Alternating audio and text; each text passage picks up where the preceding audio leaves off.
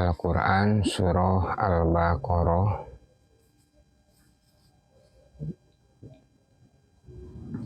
dari ayat ke-10.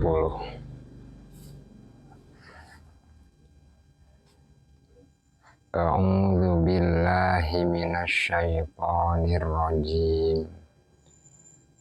Abdi nyalindung ka Allah tina godaan syaiton anu dilaknat.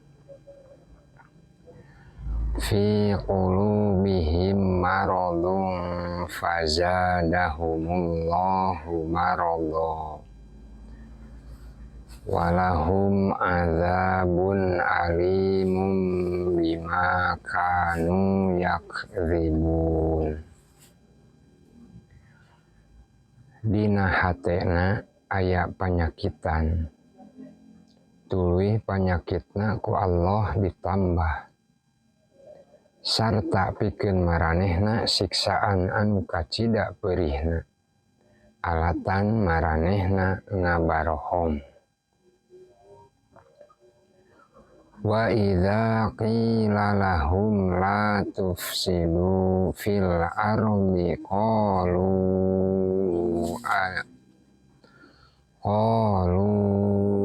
innama nahnu muslihun.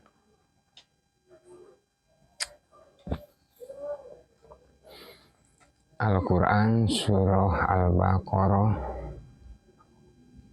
atau Sapi Bikang dari ayat ke-10. A'udzu billahi minasyaitonir rajim. Abdi nyalindung ka Allah tina godaan syaiton anu dilaknat. Fi qulubihim maradun fazadahumullahu marada walahum azabun alimun bima kanu yakdzibun.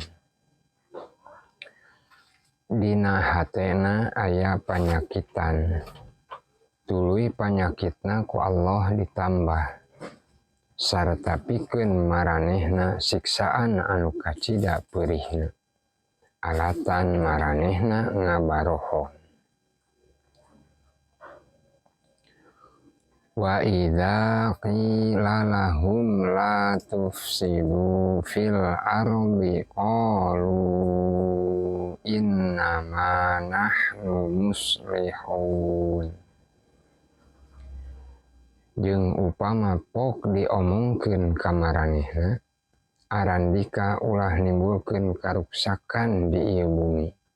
Jawabna teh saestuna kaula sararea nyieun kamaslahatan atawa karapihan. Ala innahum humul mufsiduna walakin la yash'urun. Sing nyaho saestuna nya maranehna anu nimbulkeun karuksakan sedengkeun maranehna henteu saladar. Wa idza qila lahum aminu kama amanan nasu qalu anu'minu kama amanas sufaha ala innahum humus sufaha walakin la ya'lamun. Jeung upama pok diomongkeun ka maranehna arandika kudu ariman cara jalma-jalma anu geus ariman.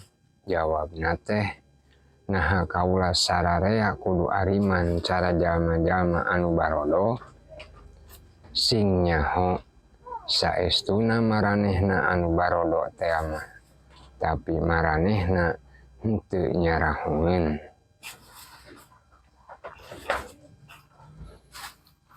Wa idza laqul ladzina amanu qalu amanna wa idza khalau ila syayatinihim qalu inna ma'akum innama nahnu mustahzi'un. Jeung upama prok maranehna papanggih jeung jalma-jalma anu ariman, pok maranehna nyarita kaula sararea geus ariman, tapi ari maranehna keur jeung gegedug-gegedugna mah pokna teh saestuna kaula sararea samiuk rejeung arandika, saestuna tayalian kaula sararea mah ngan ngageuh-geuhkeun maranehna wungkul.